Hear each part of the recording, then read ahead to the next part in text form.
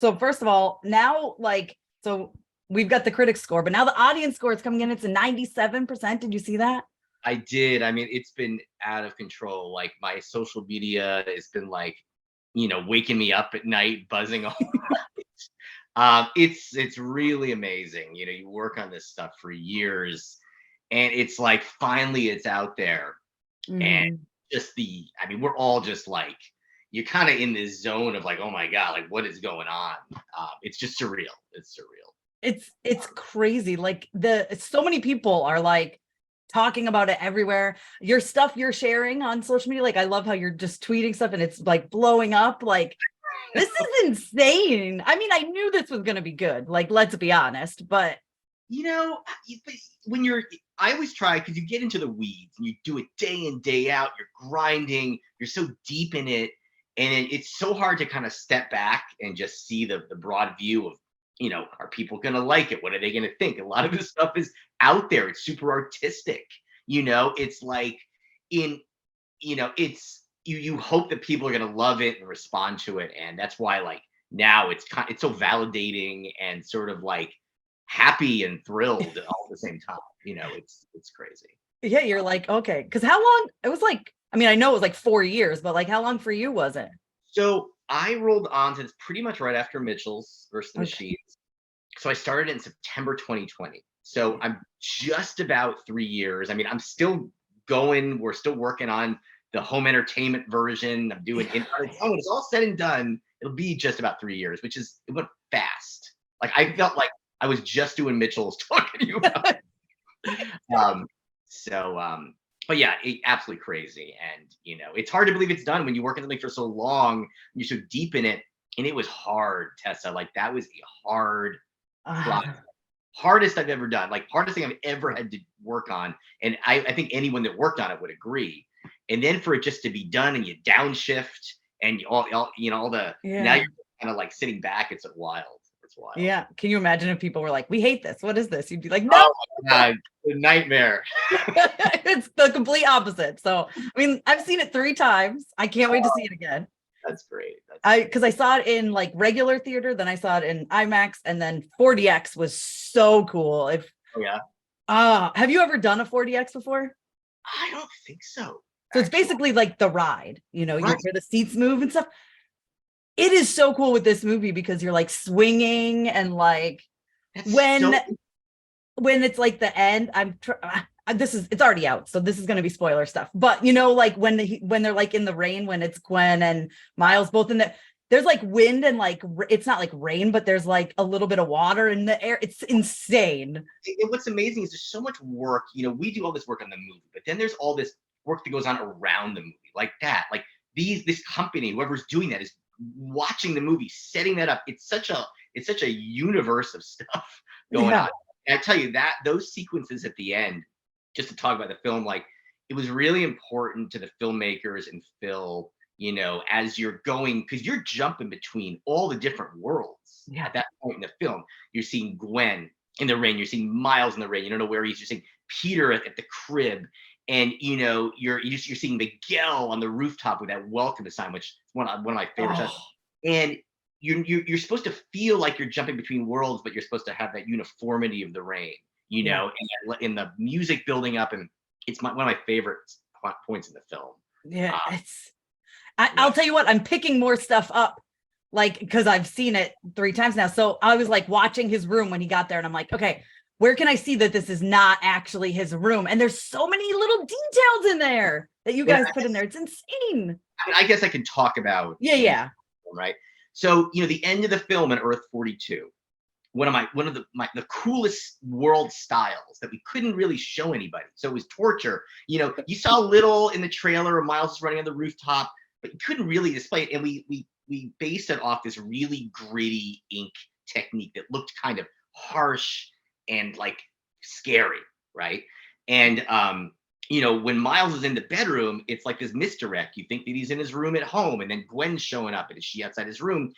And we laid the style of the world in very subtly to start. So when he first shows up, you're like, okay, it could be Miles's style. And then as you go in, He talks to his mom. She's got more inking on her than she typically would. The room does too. Miles is more or less the same because he's still in his own style. And then as he comes out and he glitches and you're like, oh my God. And then we played that whole living room much more heavily in the style. And then when Aaron comes in, you know, it's just like, we just went nuts. We're like offsetting, we're bringing all the ink, we're giving him, we flash his Prowler symbol. And yes. Oh, that was cool. And we flash back to Miles and those 4 consecutive shots where he's like, it's occurring to him what's going on. And I just love that whole, it's like reel 6 of the film is my favorite reel. The train chase, you've got where he goes home through the go home, you know, big spider go home machine. It just amps up. I mean, that thing is cool. The design of that, where it looks like a full on spider, it's almost scary. Oh, and you good with me just talking about random stuff in the movie? Yeah, we're just like, yeah, that was actually my favorite environment on the film. That environment went through a lot of design and redesign, and I loved how you felt the 2099 render style in that room, and we played dry ice on the ground, so there was like this smokiness to it, and all of the monitors with all the motion graphics, and then yeah, you have that big go home machine spider called Ynir. And Ynir comes down out of that sort of cylindrical thing at the top. We play it as it comes out, it starts to reveal light shafts coming down and smoke. And we gave it like this sort of translucent, glassy, brushstrokey material. So you can see all the inner workings inside of it. And it's supposed to be scary. But, you know, when Miles goes home and then when Gwen after that, like that 1-2 punch and the shots of Miguel trying to rip that cage, all the colors. I mean, some of those shots were like first look finals for the directors. The lighters and compers just knocked it out of the park. So amazing. But yeah, I could just go on for like an hour.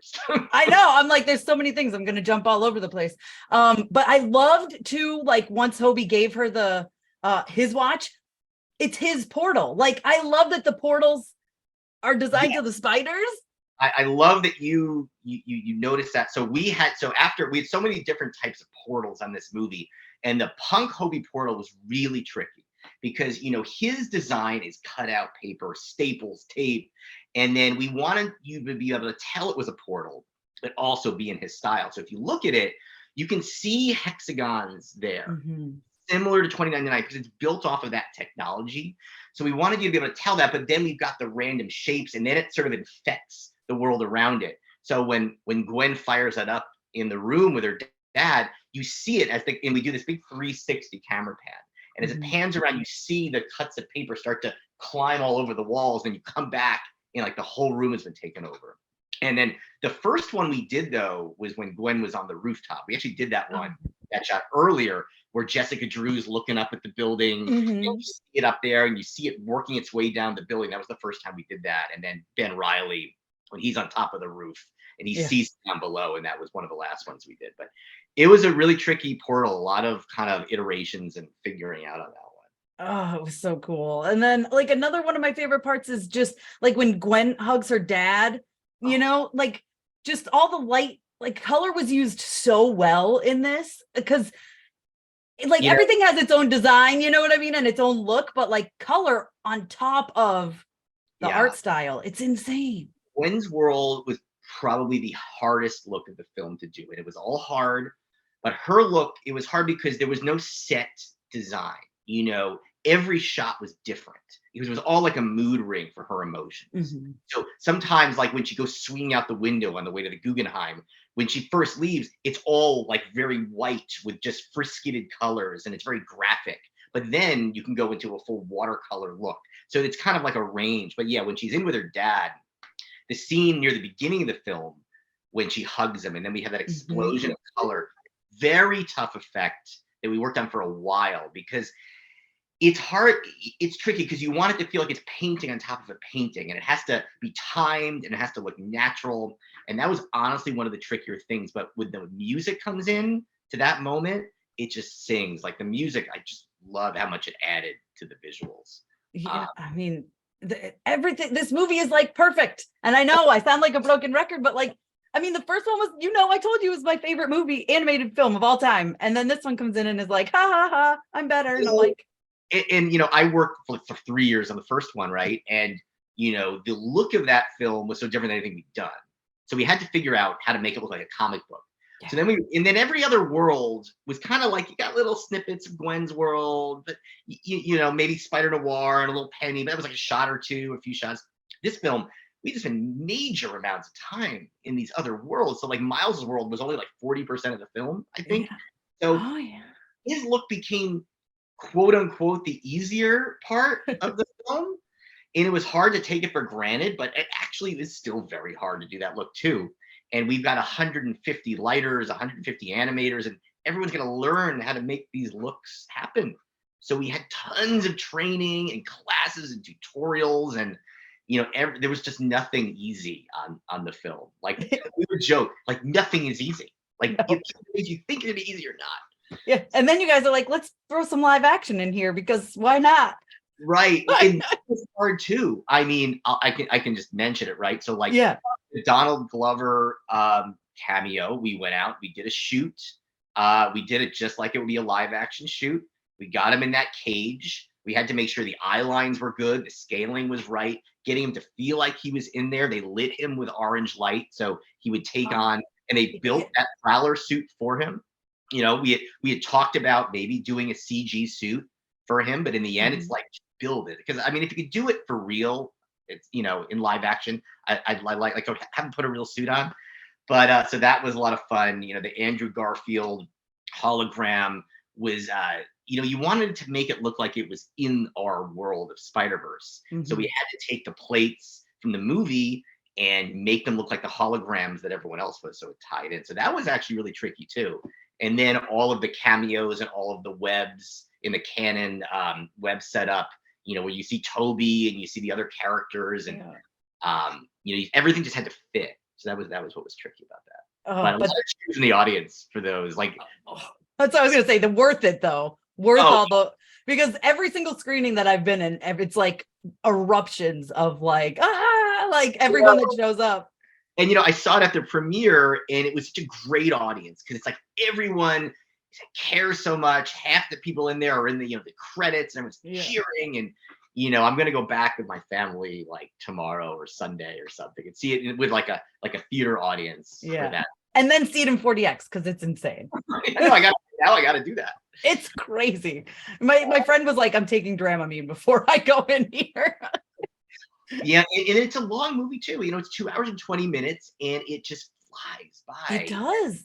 And you know, because I feel like they paced it really well, and the edit and the directors, Bill. I mean, they really know how to make a compelling movie and just balance the action and the emotions. You know? Yeah. Well, if you can have a movie that's over 2 hours long, and when it ends, you're like, wait, don't make me wait for this.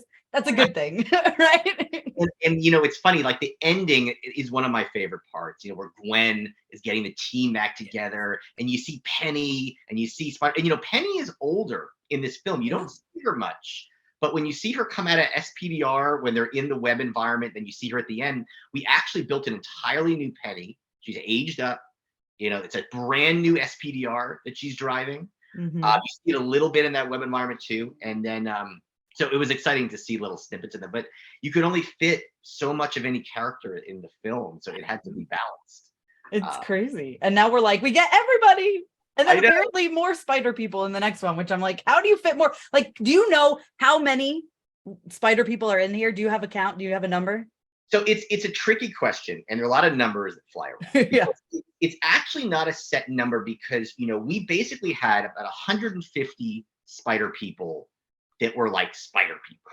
But then part of that, we built a spider person crowd system. So you could actually expand on that number, give them logos and colors, because you have a huge crowd. So like, you know, we could expand that into the hundreds and hundreds and hundreds. We built 50 villains.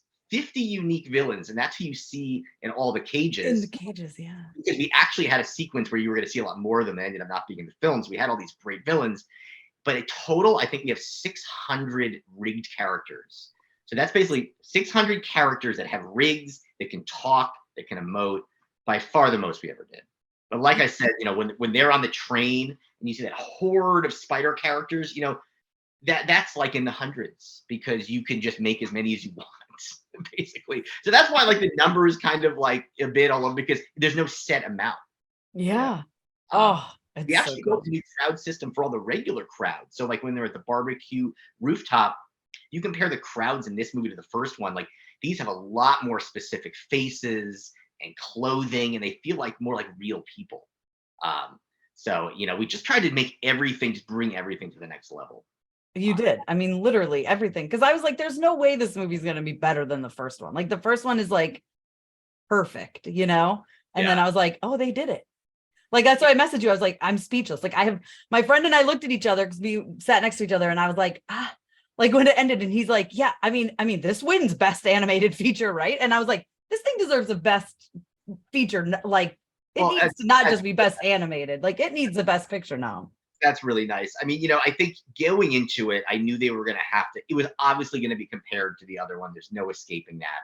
Even before I came on the project, I was thinking, what are they going to do to rise and be as good as the first one, if not surpass it. And I mean, it was pretty daunting. I mean, it was sort of like a slow progression at the beginning, but we knew we had to make all these worlds. Gwen's World 2099, India was, I mean, I love those India sequences. It's easy to forget, like it's a major destruction sequence in the first half of the film. Like the look of India was based off of the Indrajal comics, which was a much more rougher, misprinty look. And then when Alchemax is falling and destroying the city, and we had all this dark matter on it, you wanted to see sort of infecting the building, and then we destroyed the bridge. And I mean, our effects team just killed it. There's so many effects tasks in the movie. I mean, ink lines and lines on everything, and we invented new brush working techniques for the watercolor for 2099. The amount of tools we had to build. Brett St. Clair, who's like our Spider-Verse wizard, he actually did some of the most iconic shots of the first film that you remember seeing. And on this film, he was just buried working on tools the entire time. I was like, Brett, I want you to be able to do shots, but there was too much to do. Yeah. Oh I could talk for like 3 hours. Yeah, no, I mean, I could listen for like 3 hours. Like, I love this stuff anyway. Like the behind the scenes stuff, I find it so interesting. So, but what about like Spot? Like, how hard was making the spots? So Spot was really interesting. He went through, a design process, and I love where he landed, where he was basically supposed to be, and this is Spot, through most of the movie where we see him. He's supposed to look like the render has been erased away. Like he's void of color. He's line work. He's drawing. He's got a layer of ink. So when he's in the shadow, he's like ink washy. When he's in the light, it's like white, sort of almost whiteout type paint. And inside of him, you see kind of like structural lines. You see lines that are redrawing. We used our brush stroking technology, so he's always sort of rebrushing, and you want him to feel like he's alive. We never want anything to feel static in the world, because then you want everything to have life. So, and then we had all these spots that animation would first control. And then just like our webs, effects would replace them with these very inky animating spots. And at the very beginning, when we first see him, he's at like his most contained. His spots are very clean. There's not much texture. He hasn't figured out how to use them. But as he progresses, you see them start to get bigger. The edges of the spots get very kind of mixed with like wet areas, dry areas, more activity. And then it takes over him in the end. And you see this real progression of his look. But he never looks the same in any shot.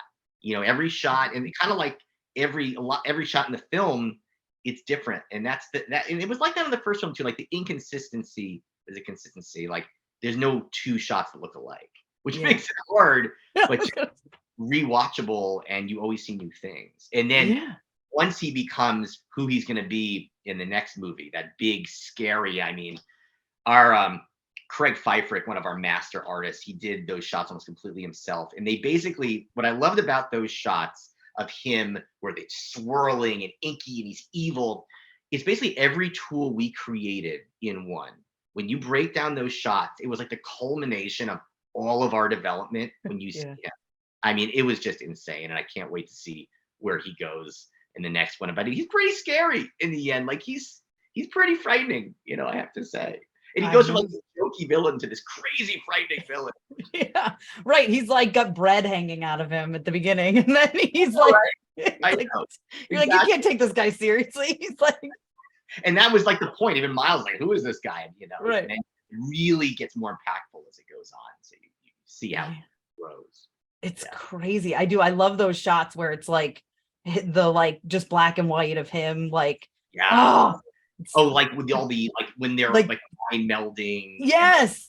Areas. Yeah, we tried to sort of tell that story in a much more graphic way. So you see, we kind of intersplice, beyond like burst cards, which always look great. We kind of intersplice a little bit of a 2D elements throughout the movie too. And like when they introduce Miguel, and you see all like the comic book sort of backstory of him and his daughter and everything, which was really nice because you want to jump around between styles as much as you can, and sort of characterize them differently.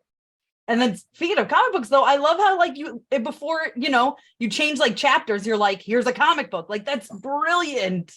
So on the first movie, that's what we did. Everyone's story, like you had the Gwen comic and the Miles comic. So in this movie, I told the supervisors, I'm like, I want to analyze the shots from the first movie because I want these to look exactly the same for that continuity. So, we got stacks of comic books, all new graphics, all new comics. But if you look at the first movie and this one, they're going to look kind of the same. It's kind of telling that same story. Oh, I love it. Yeah. It's so, oh my God. It's just so good. I'm like, man, how long? It's like less than a year, right? Till the next one at least. So I'm not gonna comment on time frames. But one thing I did want to say is like that I noticed in the screen is Punk, I thought stole the show. David Kaluuya, when you're in these movies, like on the first movie, that iconic upside down shot of Miles falling over the city, what we see. When we did that shot, we didn't think it would become like one of those favorite shots. And like when you're working on Punk, like he was a really cool character, really difficult. But I mean, every time he was on screen, he just kind of stole the scenes. And he had that style, but the acting and the dialogue, and I mean, he just came together. Yeah, I love when he's like, "How are you cooler under your mask?" I've always been this cool. It's like, the whole time, yeah. And he's great, and his hair is really interesting, and he was very stylized. And we had at least 10 different set looks for him, and animation with control going between his looks, and they could slice off his arm and have his arm animate differently than his body, and you see his costume changing. And then we, kind of like Vulture, which we didn't even talk about Vulture. Oh yeah, they're similar in that they're on pieces of paper, but you want them to integrate in the environment just enough so they feel like they're there, but you want them to stand out. I mean, Vulture, most complicated character in the film. We had whole meetings devoted to how we were going to do him because he's so complex even before his render styles applied. Pulleys and rigs and, his hair and just everything about him. He's got all the contraptions in the backpack and the thrusters. I mean, insane character. It's insane. And he's so good too. Like I almost forgot. I'm like, oh yeah, Vulture's in this movie. It's like there's so much. There's so much, and that's why I feel like we only have a couple minutes left. I know. Talk. But I mean, I love the Guggenheim fight. I loved Gwen's story, how it played out even before the opening credits. I love the music for Gwen, and and I loved that she leaves her band at the beginning of the movie. And at the end, the Mary Janes, which I loved. Mary Janes, exactly. And at the end, she's forming her own band again, which I love. They really tied it together. But yeah, the band, the style of her at the beginning, and there's you see it change. It's very more graphic when she's on the stage with her bandmates. It's a much more graphic version of her style. And then it gets wetter and more watercolory, like when she's in the apartment. Yeah. And especially at the end when she goes back, that was one of the most complex sequences of the film when she confronts her father at the end, and every shot is just so different, so emotional. Yeah, really tricky. It's so good. You just see it dripping, the emotion is just literally dripping on the scene. It's it's perfect. And that was another whole system that we developed and worked with a company that we partnered with for all of the natural dripping paint, and every shot in Gwen's World has it, but sometimes it's really subtle. But then at that point, we just played it up. Like when she takes her mask off at the beginning and reveals herself, you see all of it start to drip behind her. And then we do that again near the end to sort of tie back into that. Oh, and then Miss Chen is in this. That was the best.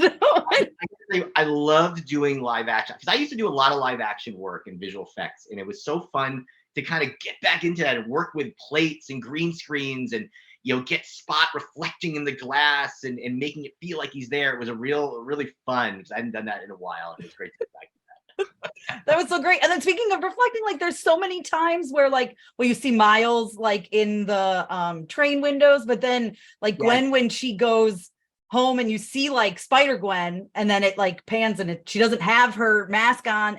But she's in that whole initial sequence where she leaves the gym, it flashes to white, she's walking down the street, it blends into the subway, she sees Miles in the reflection, you see a flash of her costume, and then she goes out and then she's like at the prom, and we built this whole crazy prom dress and scene and everything. I think I have to go. I know. Okay, I know. I could talk to you forever, especially about this stuff. It's insane. But thank you for your time today. I appreciate it. I love it. I could talk like the entire day on this stuff. I know. I love it so much. But I'm sure we'll talk again soon. And congratulations, though. Seriously, this has been. I'm so glad that everyone loves this as much as I do. Me too. It's overwhelming. It's just so amazing. It's hard to even describe. I'll tell you, at every single one of my screenings, every single person was like, I have to see it again. So there you go. I think this one is going to be, it holds up as like a repeat watch because I've seen it 3 times and I'm like, I need to see it again. That's awesome. There's so much packed in. It's insane. Awesome. It's awesome. It's an awesome day. Awesome week today. So. Yes. Well, thank you so much. Tessa.